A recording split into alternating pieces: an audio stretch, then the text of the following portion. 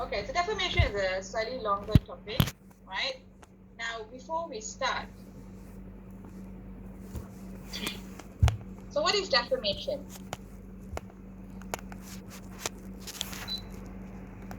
What? Defaming another person. Sorry? Yes, Arjun? Defaming another person. Okay, so but what do we mean by defaming another person? Damaging another person's reputation. Sorry, yes. Damaging another person's reputation. Okay, damaging another person's reputation. How does that happen? By Other words. libel. Okay, so slander. False information about the person or writing false information about the person. okay, you're writing Accusations. information about the person, okay. Telling Yes. lies about the person. Telling lies about the person, okay. But if I tell a lie about the person, does that mean I'm defaming the person? If the lie is derogatory, then Okay, No. the lie is derogatory, okay. What else? Okay, give me an example of an act that is considered defamatory.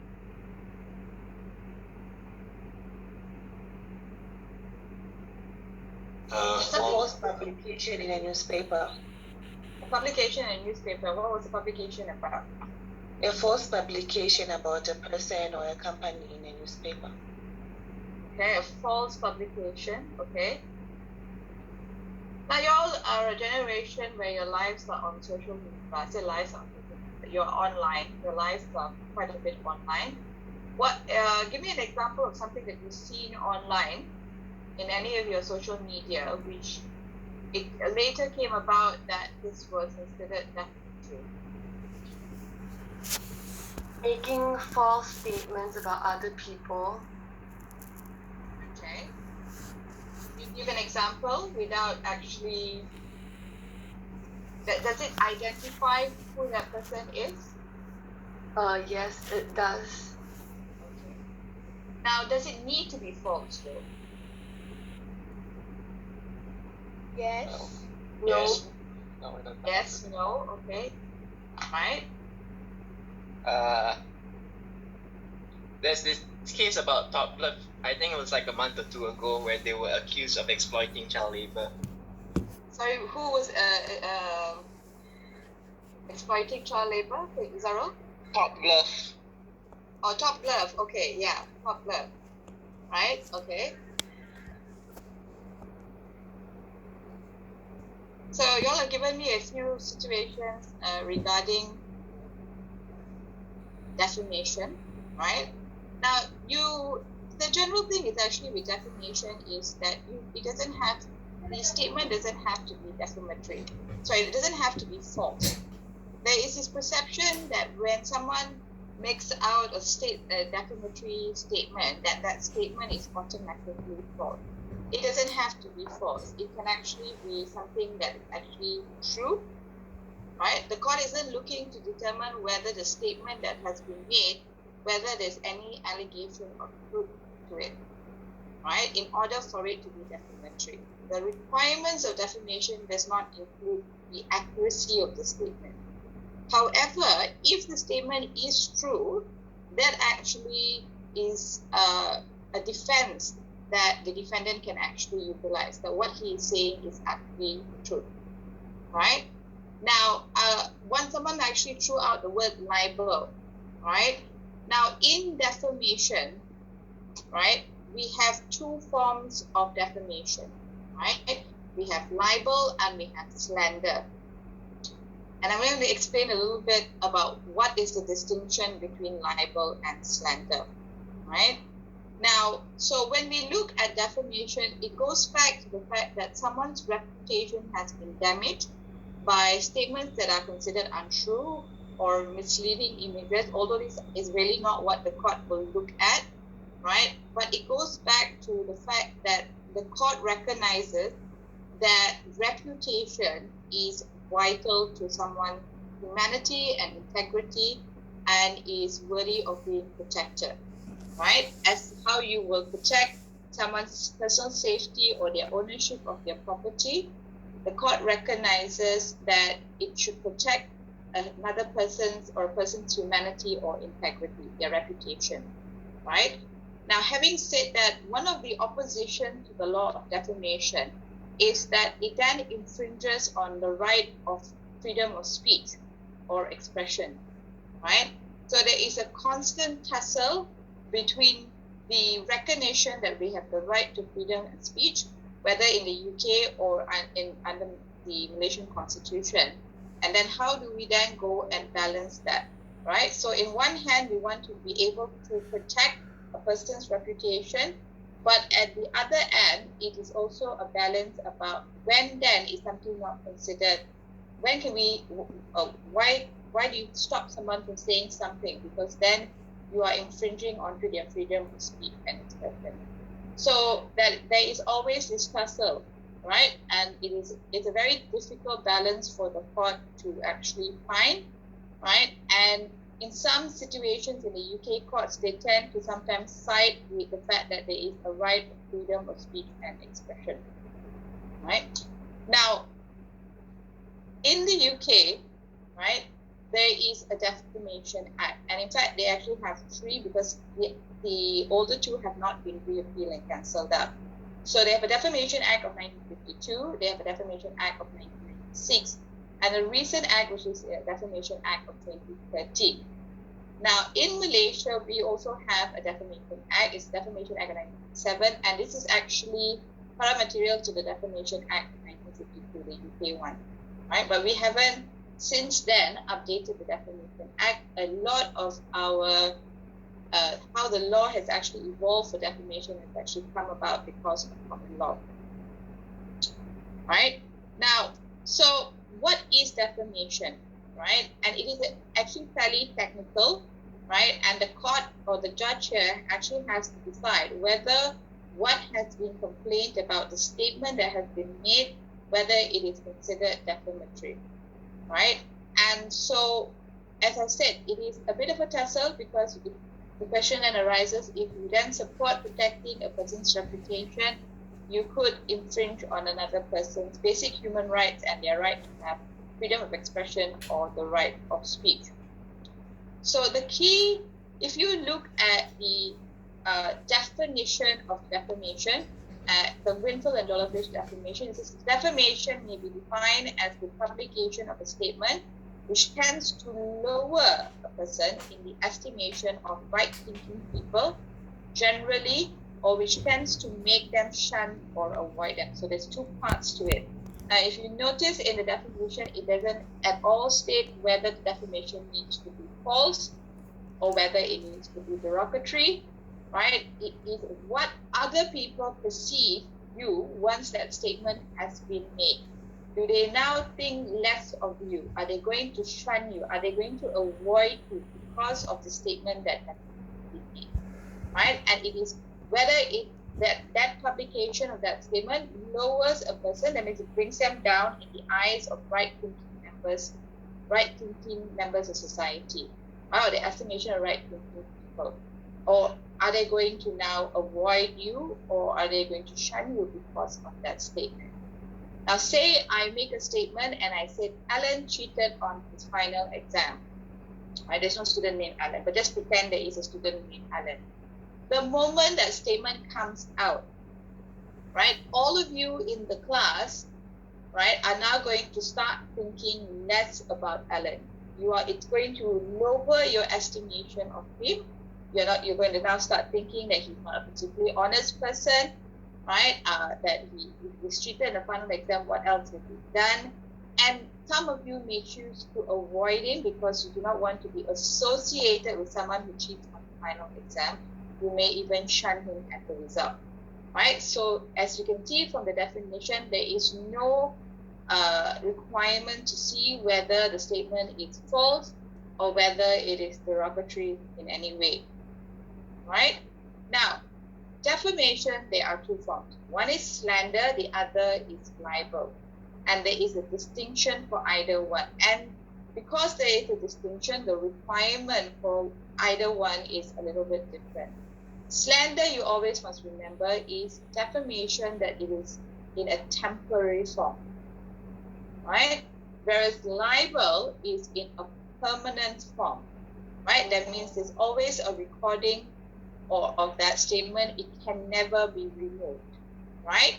So let me ask you a quick question here. If I put a statement out on my social media feed and says that Alan has cheated on his final exam, is that considered slander or is that considered libel? Libel. Libel. Libel. Okay, why do you all say it's libel? Because it's a permanent form. It's like forever Okay. on media. Because it stays on social media. Okay, so it stays on social media, right? So there's always been, so since the inception of social media at the very beginning, right, there was this confusion about whether statements that have been made, defamatory statements that have been made on social media, whether it's considered slander or whether it's considered libel. The reason being is that there was this perception that if I put it out there and then I immediately delete it, it is no longer in a permanent form. But the courts have now recognized, and they recognize this quite early on, that statements made on social media is libel, right? Because any statement that you make on social media, whether it is a post that you put on, whether it is a comment that you have written about, right, pursuant to another person's post, or even uploading an article and posting it on social media, right? Even if you delete it later on, which you have an option on, right, it is still considered libel because any statement, anything you upload on social media remains on social media forever. It is deleted on your end. It is not deleted on the other end of the service providers of the social media. So for example, if you put a post on Facebook or it's on WhatsApp, right? Even for example, short messaging services. You all don't use SMSs. I'm still quite old school, sometimes I send SMSs. Even though the person who sent it may have deleted it, right? It is still stored in the servers of social media. When I used to teach defamation about 5 or 6 years ago, those days Snapchat was quite a popular form of social media. I don't think you all use Snapchat now. Do you all? Yes. Snapchat. Yes. You all, some of you still use Snapchat. And the thrill of using Snapchat when it first came out was the fact that you could send something to another person. They could view it and it will disappear after 2 minutes, right? Or however long it was. So very short, and then it would immediately be deleted. And it always surprised the students when I said that it is never deleted. So any message that you send or any post or any photos that you send via Snapchat still remains on the servers of the service providers of Snapchat. It is never deleted. It might be deleted on the other person who's receiving it, but it remains in storage of the service providers of the social media site. So you have to be very careful. 6-7 years ago when Snapchat came out, one of the big issues that actually arose was the fact that teenagers were sending, without realizing it and being aware of what they were doing, were sending fairly risky photos of themselves. Mind you, they're underage. But the law is it was dissemination of pornographic material, which means even though the person who was sending it is underage, because they were sending images that were of an underage individual, even though it was themselves, it was technically distribution of pornographic material, right? So you have to be very mindful of what you send on and post on social media. So social media postings, comments are all considered libel, and it's a permanent form. So slander is considered. So if I was having lecture in the lecture theatre, and the lecture wasn't recorded, it would be considered slander. Now, because this lecture is recorded, it is no longer slander, it will fall under libel because the recording is permanent. Right? So me making that statement now is considered libel. Now, who can claim under defamation? Right? Who can be defamed? And there are 4 different categories of parties that can be defamed. Any natural legal human being, any artificial legal persons, public authorities and governmental bodies, and political parties. Now, keep in mind that parties that can be defamed, who can be defamed or not, is a little bit different under English law in comparison to under Malaysian law. Right? Now, you have to be, if it is an individual that has to be defamed, that individual, if they want to make a claim under defamation, has to be alive. They cannot be dead.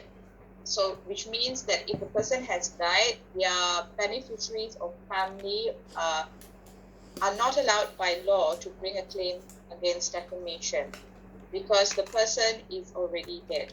And that's because under Section 1 Sub 1 of the Law Reform Miscellaneous Provisions Act of 1934, which provides that a court of action does not survive death. Right? So that means any natural person can bring a cause of action if they are able to satisfy the requirement of the law, but a dead person cannot sue for defamation. Right? So the cause of action does not survive death. So that means you cannot, if you're dead, you're dead. You unfortunately are not in a position to consider whether a statement made about you is considered defamatory or not. Now, another party that is considered that can sue for defamation is what we term as artificial persons. And what artificial persons generally mean is that it is companies, law firms, for example, partnerships. These are considered artificial persons, right? And they are able to bring a legal action for defamation. So, for example, I think someone made a comment here about one of an industry here that there was allegations made against them. They could possibly bring a claim for defamation. They are an artificial person. An example of a case involving an artificial person bringing a claim for defamation is a case known as McDonald's Corporation and Steel. It is known as the McLibel case. And what had happened was this lawsuit was actually filed against 2 environmental activists, Helen Steele and David Morris, who were often referred to as the McLibel 2, right? And it was in reference to a pamphlet that they were distributing, which was fairly critical of McDonald's. So this is actually the actual pamphlet here.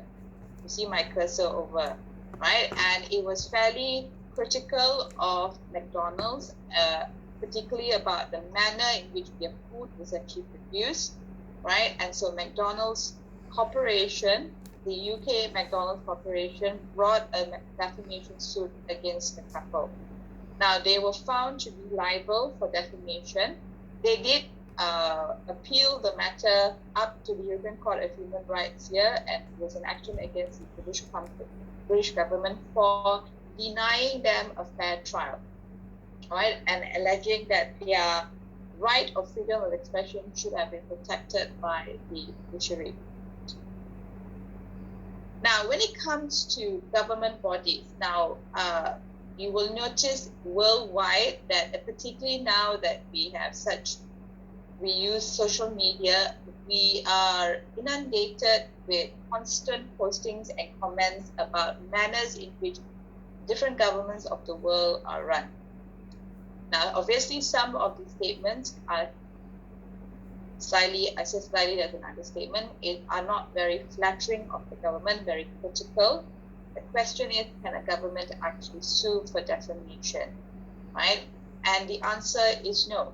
So whether you are the executive, you're actually governing a country or a state or a local authority, you are not allowed to sue for defamation because that will infringe on freedom of expression and speech and will be contrary to public interest, which means if someone was unhappy with the manner in which a government was running something or a local authority or state government, if the defamation suits were allowed, this will actually hinder individuals, the public, from ever making a complaint. Now, in the UK, this was actually pursuant to a case in the early 90s, the Derbyshire County Council case against the Times newspaper. Now, the Times newspaper is one of the biggest newspapers in the UK, and it actually ran an article here about how the local authority, the Derbyshire County Council, had actually taken the money that was part of the county council and made allegations about the manner in which the money was actually invested and the control of the superannuation fund. So the superannuation fund is basically the local pension fund for the residents living in the Derbyshire County Council. So there were allegations that the manner of investments and the control of the superannuation funds were a little bit unethical. So, and this was run in the Times newspaper, and Derbyshire County Council sued the Times newspaper for this article here, right? And this matter, when it came up before the Superior Court, Lord Keith stated that if it is of the highest importance that a democratically elected government body, or indeed any government body, should be open to uninhibited public criticism. So if they had allowed the defamation claim, then you're basically blocking the public from being able to criticize or freely criticize any government authority, right? Now, this extends as well to political parties as well, right? So the House of Lords decision in the Derbyshire County Council, right, is actually even extended to political figures. So political figures across any of the political parties in the UK, you can make statements about them in their capacity as a member of that political party, right? And you are, like, a defamation suit can't be brought against them, right? And that was actually affirmed in the case of Goldsmith and Boyro, right? It says a defamation action or threat of such action will restrict free speech, which will be contrary to public interest. So they said the court was of the view that the public should be able to discuss and criticize political parties without putting themselves, or whichever political parties will put forward themselves for election. And in this case, the plaintiff here was actually a member of a political party that was doing a political rally, right? And they were putting themselves forward to be elected as a member of parliament. And allegations were made against him.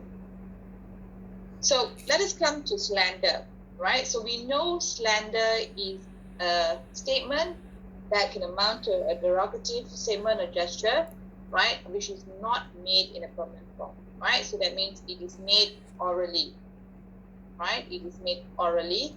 Now, with slander, right, you need to be able to prove that the plaintiff or the plaintiff needs to prove that they actually suffered damage, special damage at that, right? Not general damage, but special damage must be proven. That means you must be able to show that because of the statement that was uttered by the defendant, that you have actually suffered special damage, and that damage isn't to reward.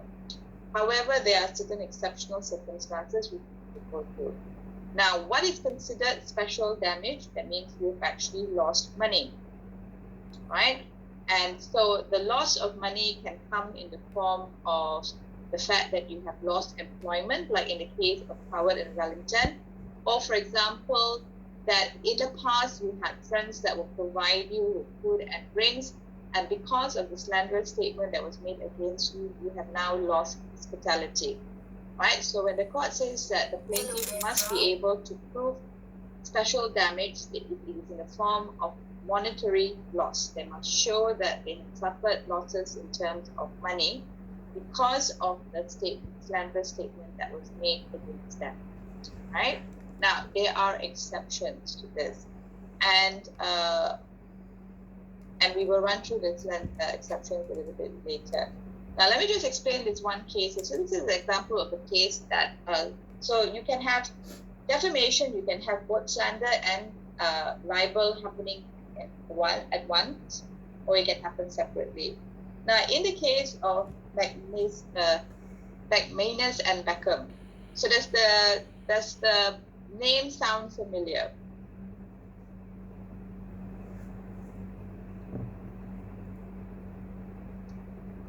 Anyone?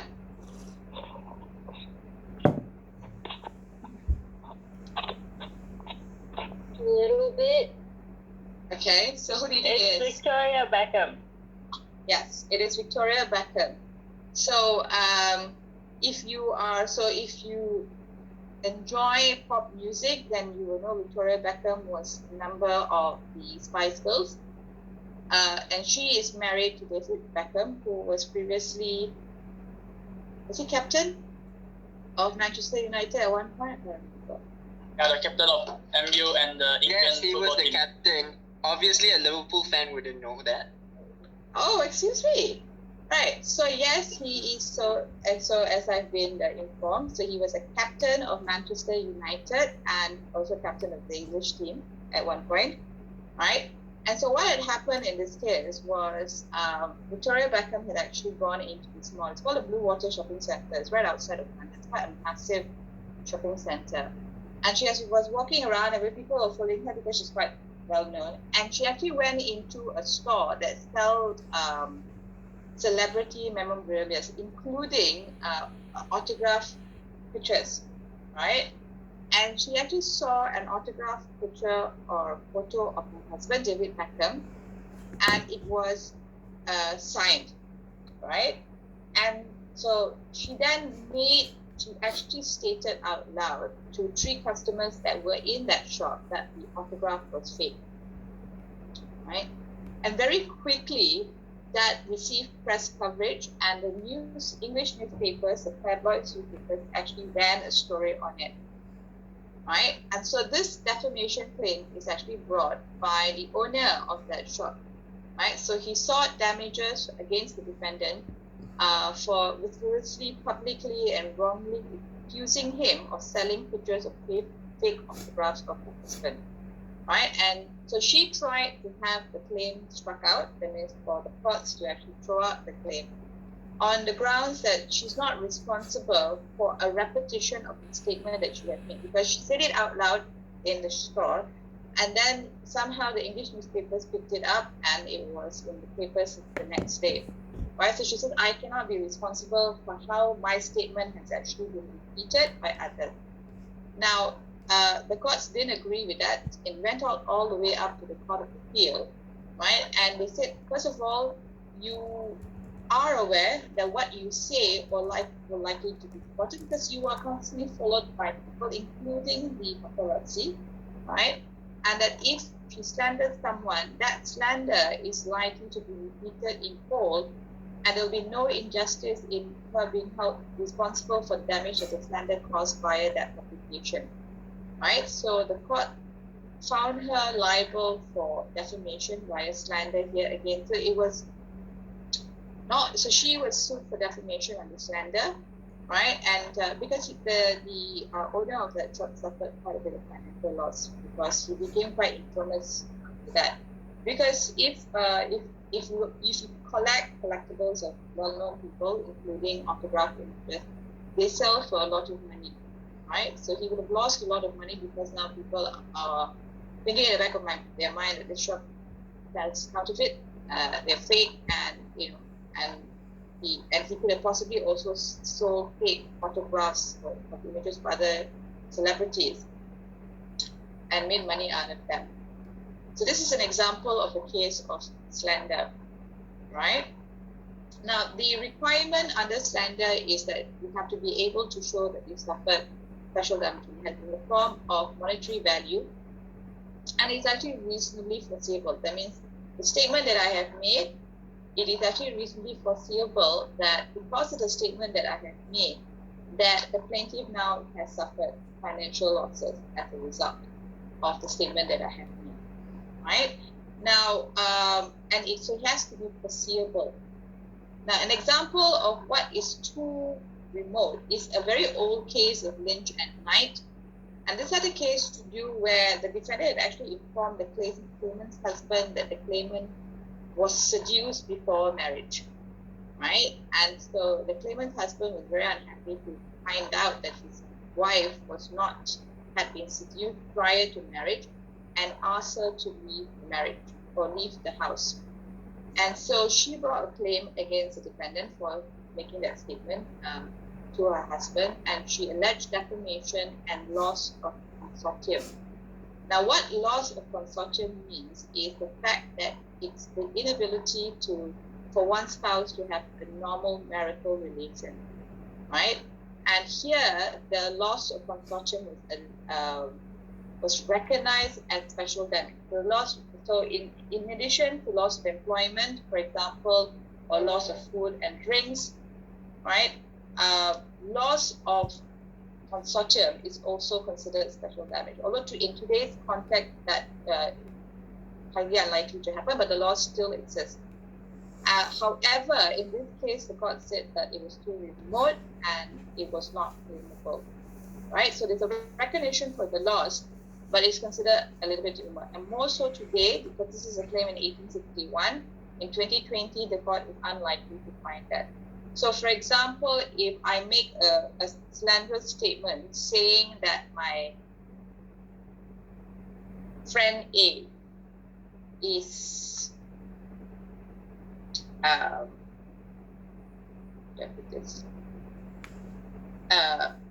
likes to put her hand in the cookie jar, right? And others hear about it, right? And she then sues me for defamation.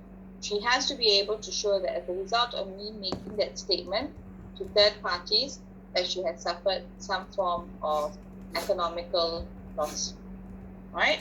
Now, the law does state that there are exceptions, which means there are certain situations where you do not need to show that a person has suffered financial losses or economical losses. Now, it used to be 4, and the 4 is an imputation of criminal offense, an imputation of contagious disease, an imputation of adultery by a woman, and imputation of professional incompetence. Now, because of the Defamation Act of 2013, imputation of contagious disease and imputation of adultery by a woman are no longer considered exceptional circumstances. So if I make a statement and say person A is a tart, for example, which imputes that they are not very virtuous, right? They will need to show that they have suffered financial losses. There is no longer an imputation of adultery recognized by the courts because it's been removed under the Defamation Act of 2013, right? Now, however, having said that, under the Malaysian law, because we have Paramateria, our Defamation Act of 1957 is based on Defamation Act of 1952, the UK one, these 4 exceptional circumstances still apply, right? So imputation of criminal offense, imputation of contagious disease, imputation of adultery, and imputation of professional incompetence still exists under English law, this as exceptional circumstance.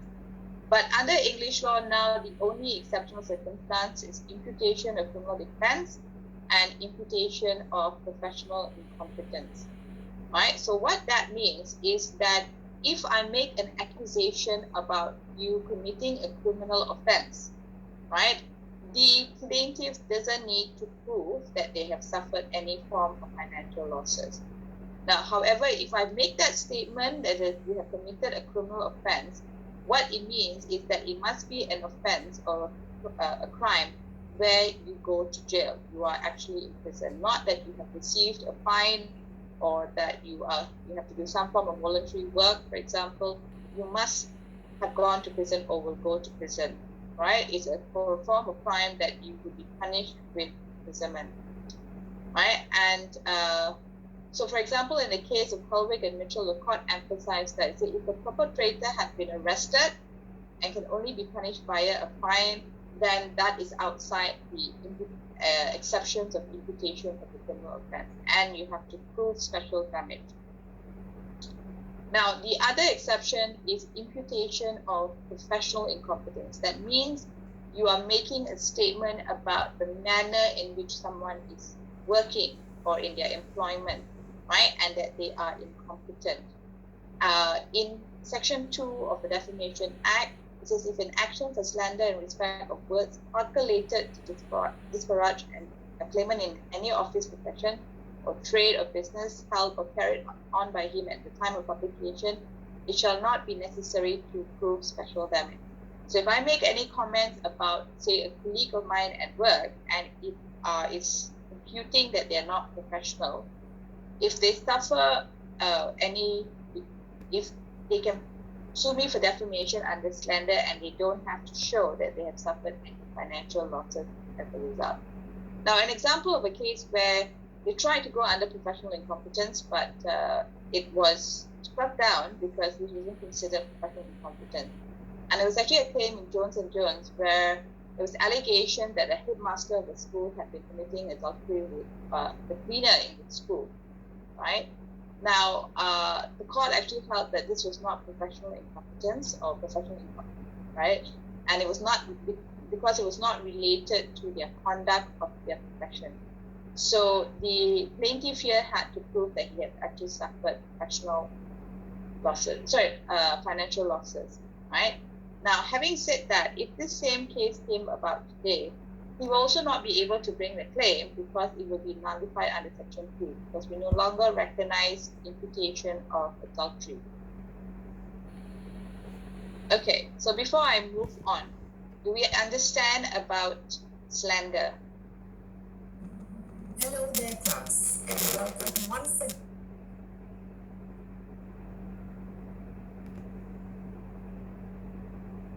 Miss, so like the exceptional circumstances, like can you explain more on the imputation of a criminal offense? Because I So that means you like have and give an example. Can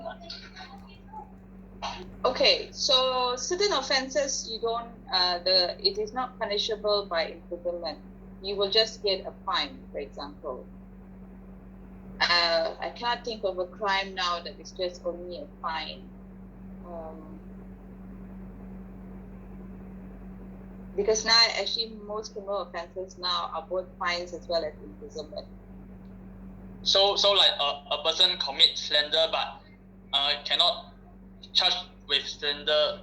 So No, you can still sue for slander, but what you need to show is that so if you want, so the law under slander is that if you are going to file for defamation and being slandered, you, the plaintiff, must show that you have suffered financial loss as a result, in addition to the defamation itself, that because of the defamatory statement made by the defendant, you have now suffered financial loss. But it is an exception if the defendant in his statement implies that you have committed a criminal offense. Then the plaintiff doesn't have to prove that they have suffered financial losses. Okay. Okay, so Ying Yi, you are asking is, so the only two effective ones is professional incompetence and criminal offense? Yes, right? So if you are able, if the slander is with regards to the professional incompetence or the criminal offense, then you do not have to show financial losses. Yes. Parties that cannot sue for defamation any longer, yes, wrong thing. Political parties and government bodies cannot sue for defamation. Okay, so keep in mind this is England, because when we do the Malaysian law, it is a bit different. Okay, and deceased, yes, a dead person cannot sue for defamation or slander. Right? Okay, so when can you make fun about a politician that is insulting? Can they sue for defamation? Yes, they can sue for okay, so if you are making a statement with regards to them in their personal capacity, but because they're a politician, they will not be able to sue you for defamation. However, in Malaysia, it's a bit different, right? Politician looks like a duck, but I'm not sure whether making a statement that a politician looks like a duck is definitely, because the question is, does people think less of you because you look like a duck, right? Okay, now, so there's still some more statements.